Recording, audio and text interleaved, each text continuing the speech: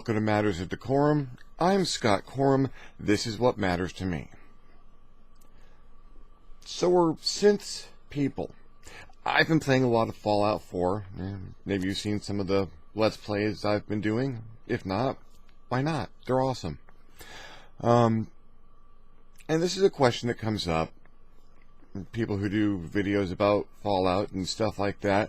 And it has a more general application. If you're not aware, in Fallout 4, synths are artificial beings that are manufactured, not born or grown, created full-grown, but are medically indistinguishable from humans. They're used quite often to make duplicates of humans, to replace a human. And they're also manufactured from scratch and allowed to develop their own personality up to a point. The only way you can tell a synth is not a human being is that after you've killed one, there's a component in their head, the synth component, that marks them as different. And in some lore, you can tell a synth maybe by their psychology and their lack of firm foundation on memories built the way humans tend to build their memories. Aside from that, again, indistinguishable. No genetics or medical test will tell you a synth is a synth. So are synths people.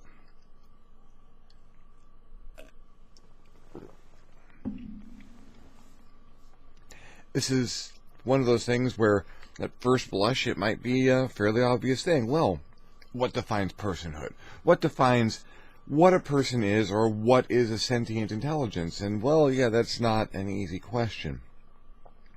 There are no simple checklists online to go in, well, if you exhibit these things, then that's obviously an intelligence. Philosophers have been dealing with this for a long time, and now, in an age of artificial intelligence and genetically engineered creatures, we are wondering the same thing.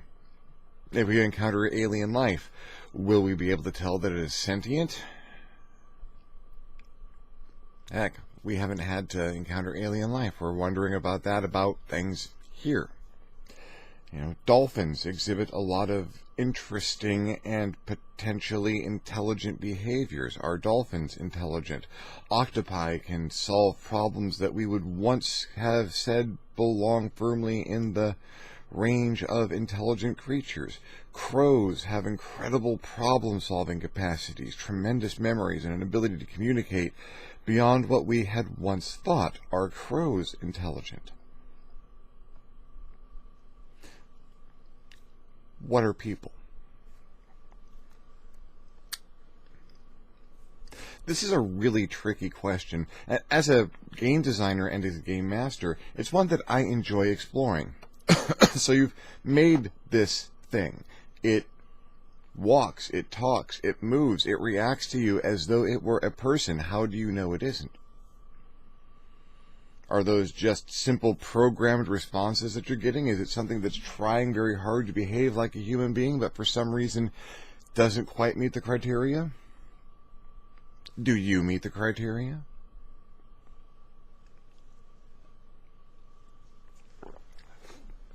An interesting edge on this, a philosophical puzzle.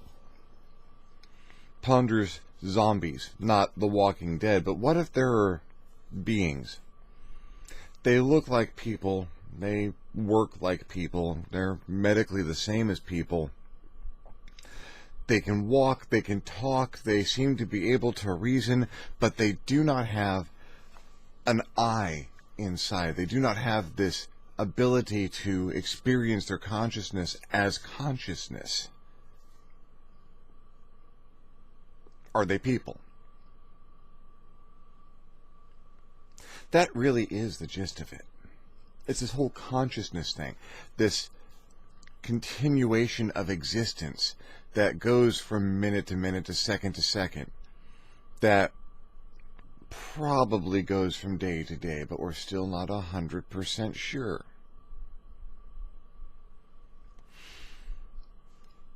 Do synths have this?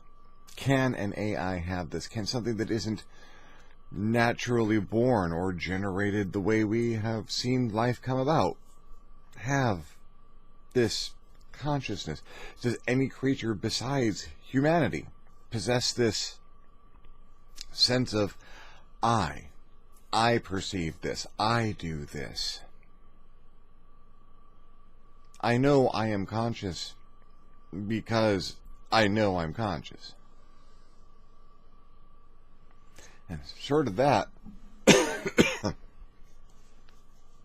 I don't know that every other person on Earth isn't a zombie, and I'm the only person who experiences this existence the way I do. Maybe no one does experience existence the way I do. Consciousness might be a unique experience for every individual. Still, if we're going to even begin to explore the question, are synths people? We need to address some commonalities. What makes people people? What's this consciousness thing all about?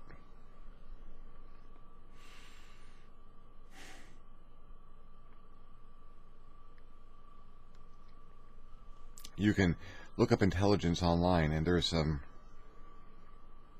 good definitions.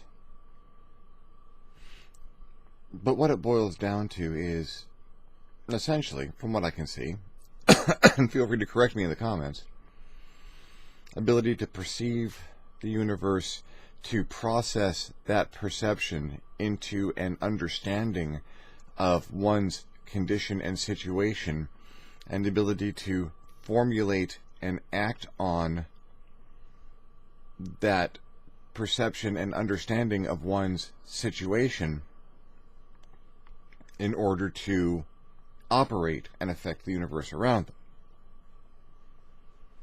And that's probably too simple, because lots of things do that. Insects perceive the world around them, have a understanding of where they're at, and can take action based on that understanding. Try and swat a fly. Ability to preserve oneself. Well, that's kind of built into the evolutionary model, really. So we need to take this understanding of intelligence a step further. What can I do with this that can't be done by a quote-unquote lower life form? What can I do with my brain that a fly can't? Well, I can address abstract concepts.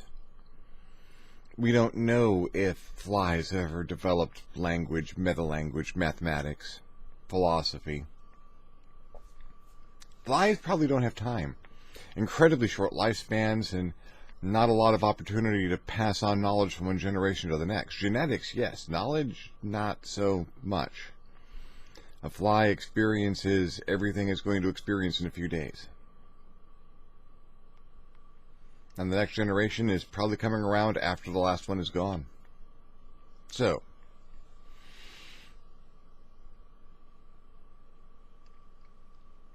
I can work with abstract concepts. I can take that understanding of the world around me, gained from my perception, and I can manipulate it in my head. I can create what-if scenarios. I can branch my understanding of reality into areas that are not real, which allows me to plan or formulate alternatives. Most animals with their level of intellect seem to be fairly easily surprised. I have the ability to foresee events based on my knowledge of my perceptions, based on the picture of the universe that I've put in my head. So, the ability to handle abstract concepts and to apply them and to manipulate that inner world. An inner world. A place where I can see possibilities that I want to see and that I don't want to see, to the degree where I can worry myself about them.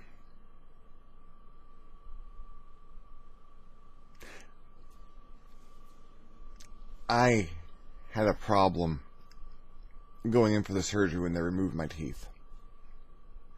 I was sure I was going to die. I was very sure I was going to die. I ran scenarios in my head and just could not escape the conclusion that I was not waking up from that table. It's a relatively minor surgery. The recovery certainly didn't feel like it, but, they put you out. I'd just been diagnosed with cancer. Everything in my life seemed incredibly tenuous, down to my life itself. Nothing nails home that feeling of mortality like filling out paperwork, making out a will, and putting a little folder on the desktop of your computer that says, "Open in case of my death."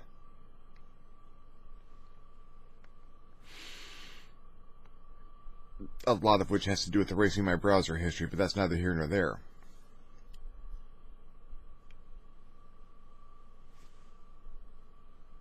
I was able to do a certain amount of damage to my psyche and fear. I was able to trigger my fight or flight reflex with something that wasn't real, that hadn't happened, that wasn't even a likely eventuality. This went off without a hitch. They had a hard time finding me a good room afterwards because they needed me for observation. But this, simple extraction, 22 of them all at once, but, it wasn't that bad in retrospect. But in my inner world, it was bad. So, an intelligence is probably tied in with that inner world. Sentience is that ability to not only take in information, take in what we perceive, and process it into an understanding of the world around us, but to manipulate that understanding into potentials and possibilities. It can make you terrified to wake up from a surgery. It can let you start a business or write a book, make a movie, build a building. So manipulating abstract concepts and being able to manipulate the inner world to formulate these possibilities and react to them, perhaps more than you should. Intelligence isn't entirely a positive. Oh, it's great to be intelligent. I'm very happy to be a sapient being. I don't think I'd be happy as anything less, but intelligence has its issues. We have problems simply because we are intelligent. And the more intelligent we are, sometimes the more those problems can present themselves. People with high IQs also happen to have very high levels of anxiety. So, let's use that as our basis. Our Synths people. Well,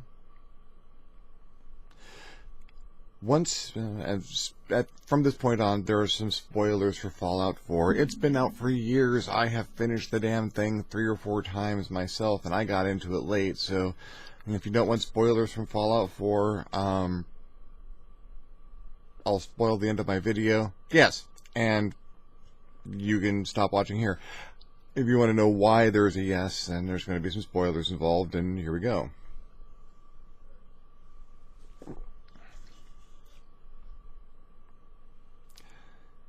Most synths don't appear to know that they're synths. A few of them do. A few of them are obviously aware that they are a duplicate of another person put in place to replace that person, to report back to the Institute. Mayor of Diamond City. Synth Preston Garvey, if you happen to run across him. They know. Others don't appear to know. the daughter of the caravan owner that you rescue from the compound across from Covenant. She didn't know. Well, she's a synth, but she had no idea she was one. You see, the railroad's procedure for freeing a synth is to erase their consciousness and give them a new one, all new memories. To murder the thinking part of the synth that knew it was a synth and wanted to escape, and replace it with someone who doesn't know. I hate the railroad. I like their ultimate ideal, but their methods are horribly, horribly flawed. It's murder and replacement, much the same as the Institute engages in. They're just only doing it with the mind, so they think it's okay. But that's the personhood. A synth is capable of formulating a plan of escaping its situation. There's a whole division of the Institute that's devoted to reclaiming synths that have gone away. Escape isn't a simple fight or flight. In the Institute, they have everything that they need. Food, water, job. All of their physical requirements are met. They are not in physical danger. Not even necessarily in mental danger, unless they realize what they are. And they start to think about it. That's the problem. A Generation 3 synth can and probably will start thinking about what it is, about what it's doing, about how it's treated. The Generation 1s and 2s, they're near AIs. They can speak, they have human-like behaviors that can be programmed into them. A sufficiently advanced Generation 2 synth can become sentient. You have Nick and Dima to look to as examples, but that's experimental, high-end. The last step the Institute was taking before they jumped to something purely biological. No. Synths are based on human DNA. Sean's DNA, which is based on your character's DNA. They're manufactured with people parts and an extra bit put in. It's not done the standard way, but I've written supplements about cloning processes other than growing in the gestational model, about layering a clone from the inside out, or even bio 3D printing. You know, today, they're capable of 3D printing living tissue. Cartilage, trachea, certain organs can be 3D printed, body parts, ears. Simple stuff, but stuff that is made from the stem cells of a donor so that there's no rejection. You 3D print on a decellularized body part or from scratch, and you have a living component of a human being. Technology expands a tremendous amount daily.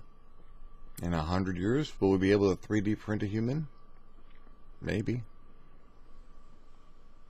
Maybe The Fifth Element was a more prescient movie than we gave it credit for.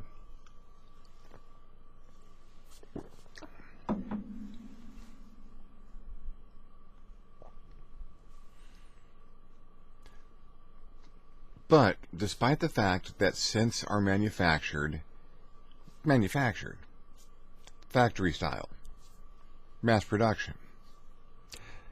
They are manufactured human facsimiles based on human biology. They are biological units. There is no difference biologically between a synth and a human being. They are given their experiences through programming. The synth component, I figure, is the interface. It's what allows you to plug cables into the synth and give it knowledge, memories, information. So does that make a synth not a person? Does that make a synth less than intelligent? Well,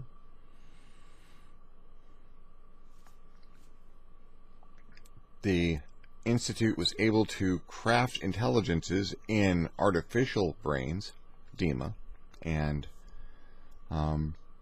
Nick, and in purely artificial intelligences can become to a certain degree sentient. If you've ever taken Curie as a companion, you'll understand that, to the point where her mechanical intellect could be transferred into a synth via the synth component to fill an otherwise empty synth brain, and then continue to act like she had plans, like she could formulate, like she could manipulate the inner world. A Gen 3 synth programmed to be a floor sweeper on the ground floor of the Institute that becomes dissatisfied with its treatment, that thinks it is something more than a street sweeper that you have to feed, that wants to escape, is manipulating that inner world.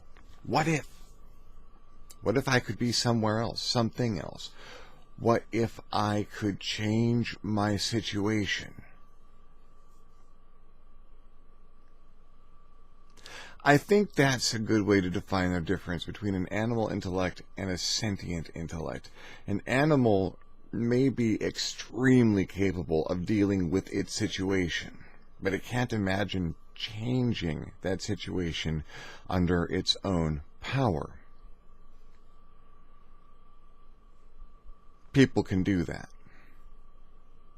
Synths can do that. Generation 3 synths certainly. Yeah. Synths are people. I think you could argue that any artificial being capable of manipulating that inner world, of taking that Photoshop, that photograph, that image of the world that the perceptions bring into the brain, and turning it, twisting it, moving it forward into a possible or probable future, or trying to drive its situation from where it's at to a potential, is a mark of that intelligence. Synths are people. A properly adjusted Terminator is a person. It might not be able to fulfill all the biological necessities of a person, but it can reason like one.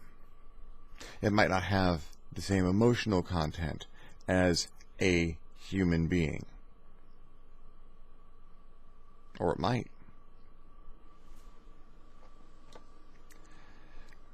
It's fun to look at these things in video games and ask ourselves, well, could that be a possibility? What does this count as? It's also an interesting philosophical exercise. We are moving forward in technology every day. The amount of memory in this computer, you could have filled this room with Commodore 64s and never come anywhere near close. From my first computer, my very first computer was a Timex Sinclair. black plastic square about yay big with a cheap plastic bubbled keyboard. Had a full 8K of memory, but I had the expansion pack that clipped onto the back and gave it 16K, which I then had to masking tape on with 5 or 6 layers so it wouldn't jiggle and lose all my programming, which I stored on a cassette tape. From that to being able to do this in one lifetime. What will my son be able to do by the time he's my age? And what questions will he have to answer? This is probably one of them.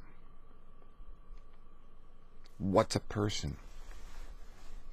How do we treat things that we make that can imagine a better life for themselves?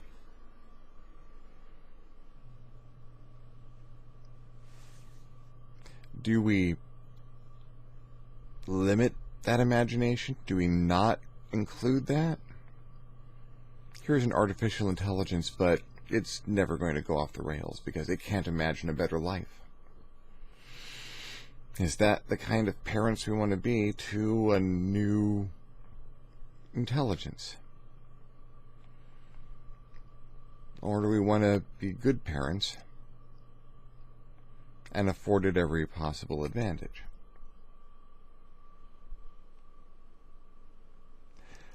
I don't know.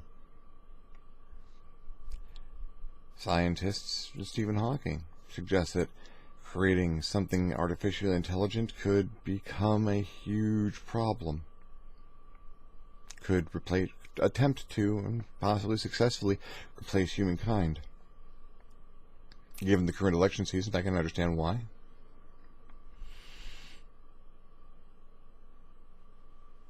But what if I'm able to do a what if?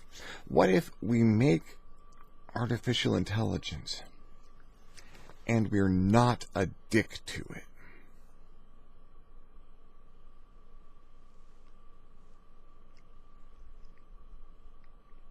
It bears some thought. It's going to make my next playthrough of Fallout 4 more interesting. Well, thank you for following me on this ramble. If you enjoyed the video, hit like. If you didn't enjoy the video, hit unlike. Feedback is awesome. If you have a thought on the matter or a question on the matter, let me know. Give me a comment. Comments are awesome. If you'd like to see these videos as soon as they come out and give me a little extra reach out there, feel free to hit subscribe. If you really like the video and like to see more videos like this, perhaps with a cleaner office and more stuff involved, feel free to hit my Patreon page up, www.patreon.com/ScottCorum. Any donations are fully accepted and wonderfully appreciated. In the meantime, thank you for watching. I am Scott Corum. This is what has mattered to me, and I will see you on the next Matters of DeCorum.